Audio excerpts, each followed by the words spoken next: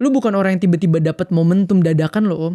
Lu bangun pondasi lu sedemikian rupa sampai akhirnya eksponensial di setiap industri yang lu masuk. Tapi Lu perintis beneran yang jadi triliuner loh. Gitu sih mancing. Enggak loh, ini beneran loh. Gue merintis. Itu title lu lah. Supposed to be. Tadi gue ngomong ya. Oh iya, kalau logikanya tadi orang itu selamat karena konten, berarti akan ada orang yang lagi depresi dan mati karena konten. Karena kan selalu begitu paradoks, ada kiri dan kanan. Zero sum games. Wah lu sih bener-bener doyan. Kalau ada yang betul, ada yang untung ada yang rugi. Ini bukan masalah duit kan? Bukan. Zero sum games itu kan terms. Iya, bener. Ya itu yang membuat gue makin melek kayak gue ngerti nih kenapa Tuhan taruh gue di sosial media. Ternyata ada impact kayak gini gitu. Makanya kalau lu lihat, lu trace back aja, gue nggak pernah ada satupun komen yang negatif atau ngeselin gue balas ngeselin. Contoh komen ngeselin. Contoh, alah lu bacot lu anak orang kaya Cina, potongan kayak gitu pura-pura susah gitu. Gue cuma balas thank you ya, moga jadi berkat deh titik. Kenapa? Karena purpose gue jadi berkat. Kalau tujuan utama gue jadi berkat, berarti kontroversi gue udah pasti coret. Drama gue udah pasti coret. Balas komen negatif gue udah pasti coret. Gitu. Makanya sampai hari ini, mau datang ke sini aja, tadi gue doa, sikap hati gue cuma satu. Yang penting gue jadi berkat di sini, titik. Wow. How old are you, man? Gue 93 Om. 93 berarti sekarang 20. 32. 32. Lu bisa menaruh diri lu kaya gak sih? Kaya terms apa nih? Kaya terms financial. Cukup tuh maksud gue gini ya. Living cost dan gaya hidup lu berapa, income lu tuh berkali-kali lipat itu udah. Buat gue itu cukup. Berkali-kali lipat tuh berapa kali lipat? Misal kalau gue sebulan pakainya 5 juta doang, berarti kalau gue dapat 30 kan gue udah happy. 25 nganggur tiap bulan. Oke. Tinggal tembak ke investasi, lu tambah kaya lagi. Oke. Kalau jalan ya. Kalau jalan.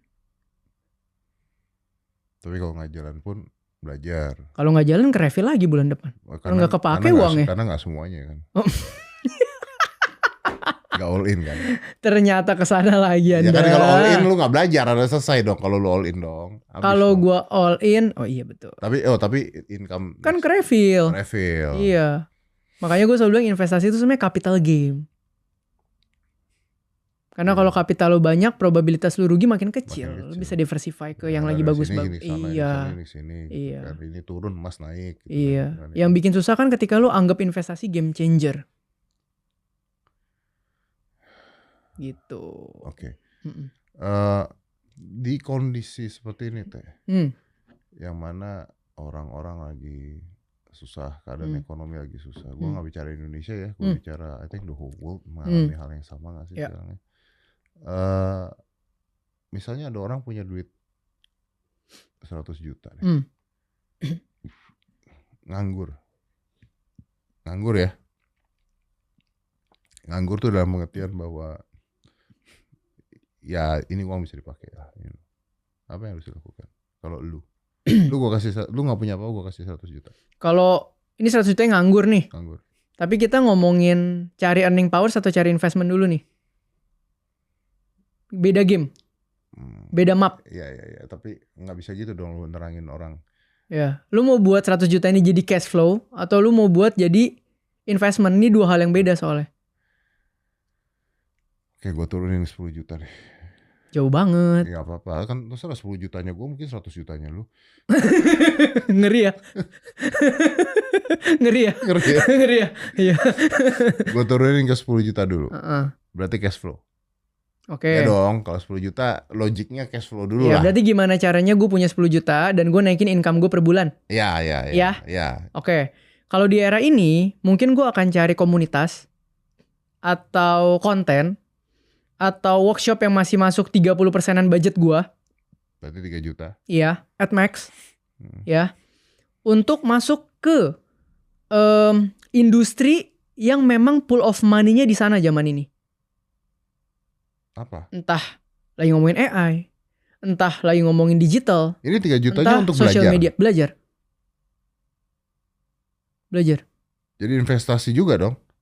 Iya, tapi kan kita ngomongin bukan uang ya. Investasi bukan pasar modal. Investasinya leher ke atas nih. Iya. Karena kalau ngomongin earning powers, lu emang harus gedein kapasitas otak sama diri lu doang. Itu doang kan jalannya. Kenapa nggak mulai UMKM aja? Bisnis. Resikonya besar. Ekonomi lagi downturn. Mendingan lu jadi content creator sekarang daripada mulai bisnis. Probabilitasnya sama-sama make it or die. Tapi bisnis cost-nya tinggi. OPEX, fixed cost. Content creator low cost, margin besar. Tapi kan content creator pun at the end of the day become red ocean katanya.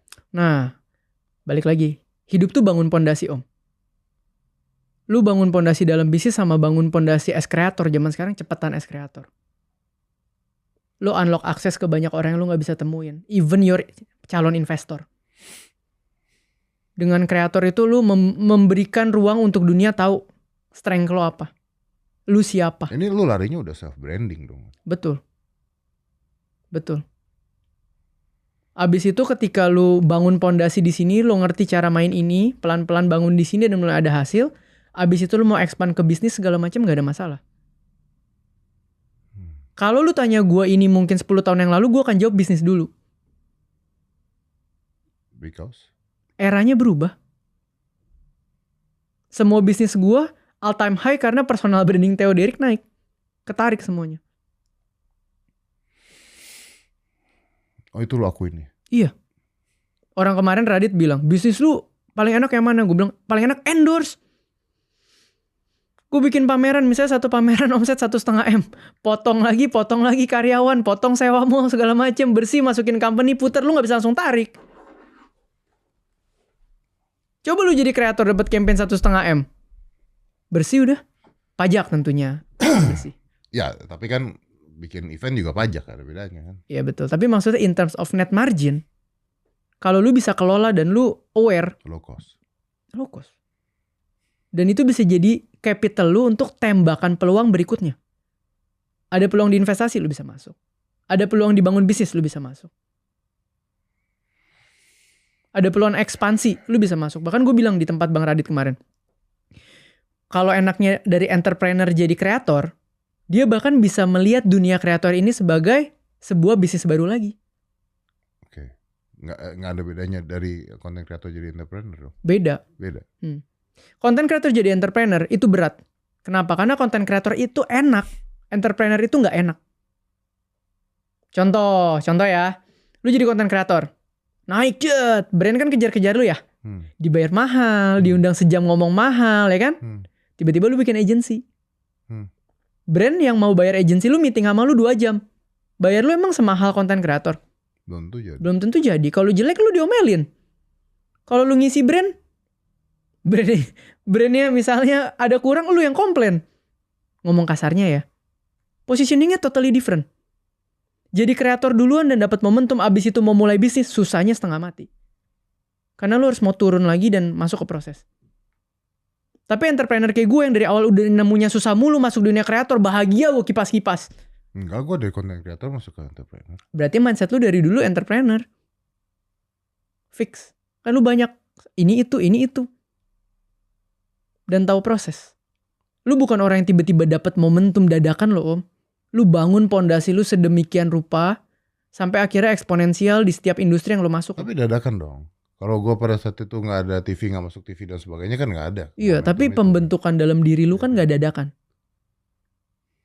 Gue selalu bilang pondasi, Om, tadi. Terangin. Pondasi yang tadi tuh, ketika lu ngelewatin beberapa tahun, apalagi kalau lu kan perintis juga kan, lu lewatin, bener gak sih? Bener kan? Iya bener. Hah? Bener. Hah? Bener. Lu perintis beneran yang jadi triliuner loh. Gue tuh udah gak lari sana kan tuh. Dia gitu sih mancing. Enggak loh, ini beneran loh. Gue merintis. Itu title lo lah. Supposed to be. Harusnya gue ngomong ya. Oh iya, gue ngomong ya. Oke, jadi menurut lu gimana? Menurut lu gue Tadi gimana? Ya lu udah melewati banyak proses dari kondisi lu merintis segala macem. Kan tadi lu nanya umur lu berapa sih Teh?